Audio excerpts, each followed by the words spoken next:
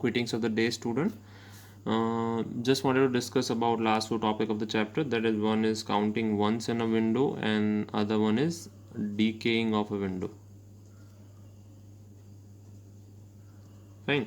So अगर counting once करना है विंडो में, इसका मतलब क्या होता है, जितने भी हमारे पास विंडो आ रही है उतने में लेट्स से बाइनरी वैल्यूज़ हैं. फाइन, बाइनरी वैल्यूज़ यानी 1 0 1 1 0 0 0 1 1. ठीक है, तो इसमें वंस कितने हैं?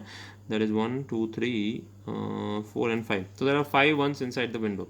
बट जब ये चीज़ें स्ट्रीमिंग हो रही हैं तब हम इसमें फ़िल्टर अप्लाई करके डायरेक्टली वंस काउंट नहीं कर सकते. That is not a good idea because streams are coming at a very faster rate. So we need to apply at least some good mathematics so we can get at least nearby results. Fine, इसकी वजह से जो हमें मिलते हैं उस algorithms को हम अप्लाई करने वाले. So counting ones in the window clear है. काउंटिंग क्या होता है? How many ones are there in the last K bits. जो भी हम देख रहे हैं, जहाँ से भी हम देखना स्टार्ट कर रहे हैं या जहाँ से एक्चुअली में स्ट्रीमिंग स्टार्ट हो रहा है, दोनों में लास्ट कितने 1 बिट्स हैं. ओके, सो मिलता क्या है? अप्रोक्सीमेट एल्गोरिदम मिलता है. फाइन, बाइनरी के केस में. तो cost of exit count, exit count मिलना बहुत मुश्किल होता है जनरली. कई बार हमें काफ़ी सारा मेमोरी कॉस्ट उसमें दे देना पड़ता है. लास्ट के बिट में चेक करना है तो हमारी मेमोरी है या हमारी मेमोरी है वो बड़ी होनी चाहिए लास्ट के बिट से. Fine, to store all the n bits of the window. Okay, and then there should be 2 raised to n sequences. Fine, और उसके लिए एल्गोरिदम जो अप्लाई करते हैं वो कौन सा एल्गोरिदम है?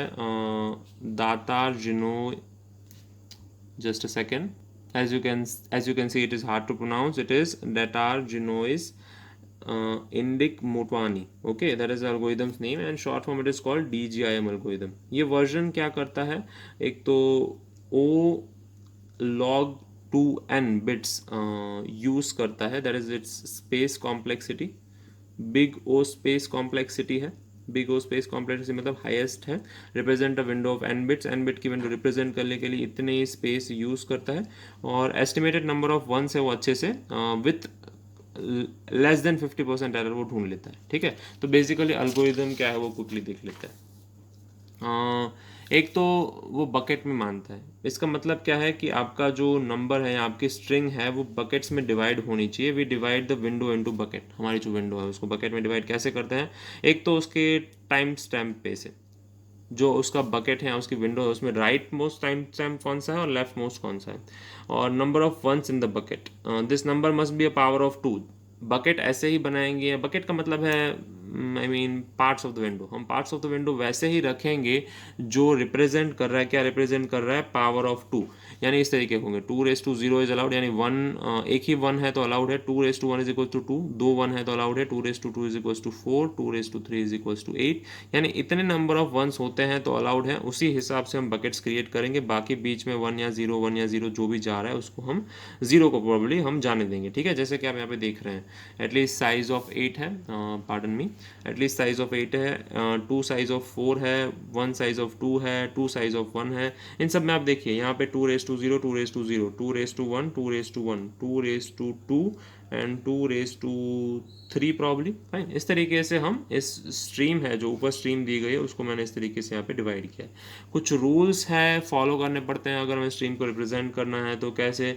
Right hand of the bucket is always at position 1, जैसे आपने बताया, always at position 1. Every position with 1 is has some bucket, किसी ना किसी बकेट में होनी चाहिए. No position is more than 1 bucket. कोई भी पोजीशन 2 बकेट में ओवरलैप नहीं करेगी. जैसे एक यहाँ पे है और एक यहाँ पे है, 0 ओवरलैप कर रहा है, that is not possible. Not 0 not 1, कोई भी ओवरलैप नहीं करेगा. There are 1 or 2 buckets of any given size up to some maximum size. Any given size की बकेट से स्टार्ट करके कुछ मैक्सिमम साइज तक हमें फिक्स रखना है. All sizes must be power of 2. जैसे हमने बात की 2 के पावर में ही काम करना है, 2 के पावर के अलावा हमें काम नहीं करना है. Bucket can not decrease in size as we move to the left back in time. जब हम इस तरफ जा रहे हैं तो बकेट साइज में डिक्रीज नहीं कर सकती. Okay, that we will keep in mind. So ये एल्गोरिथम था related to what? Related to counting number of once.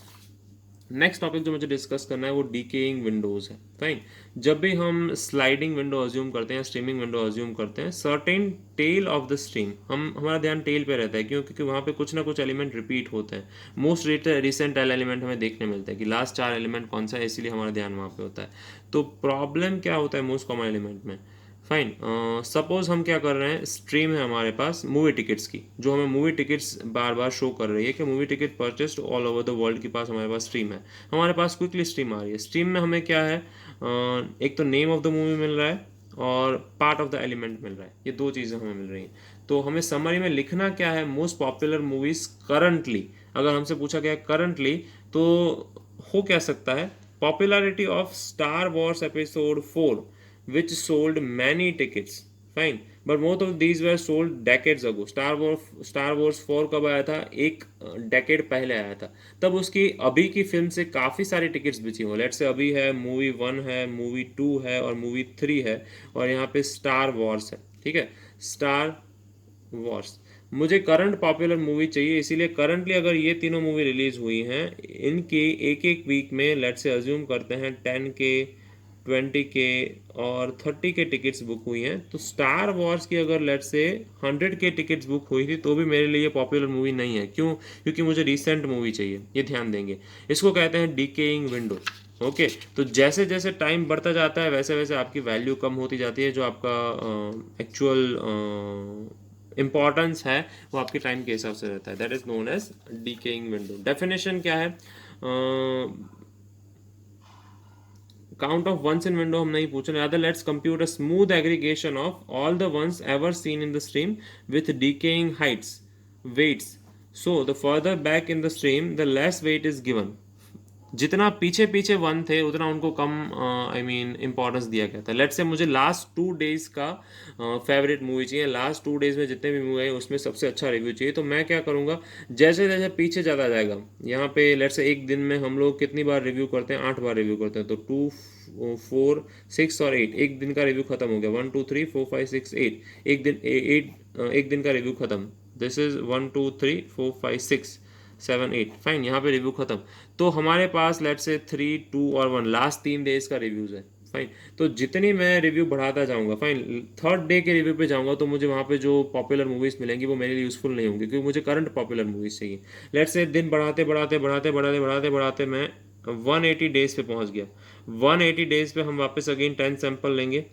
Fine, तो 10 सैंपल जो लेंगे वो बहुत हैवी होंगे। क्यों? क्योंकि तभी सब लोग मूवी फेमस आई थी तो देख रहे थे, या स्टार वॉर्स थी तो देख रहे थे, अभी नहीं देख रहे हैं। पर करंट पॉपुलर मूवीज में से हमें एक डीकेइंग ऑफ द विंडो में से हमें कितने वंस आ रहे हैं वो उठा के हम दे सकते हैं कि करंट पॉपुलर मूवी कौन सी है। जैसे कि डीकेइंग विंडो का अगर हमें ग्राफ चाहिए, okay, window of length 1/c, तो ग्राफ किस तरीके से होगा, कुछ इस तरीके से होगा। Fine. So there were two topics that we were being discussed. One was the counting once in the stream, and second one was decaying window. Fine. So this was it from my side. I'll end it here as a chapter. Okay. Good day.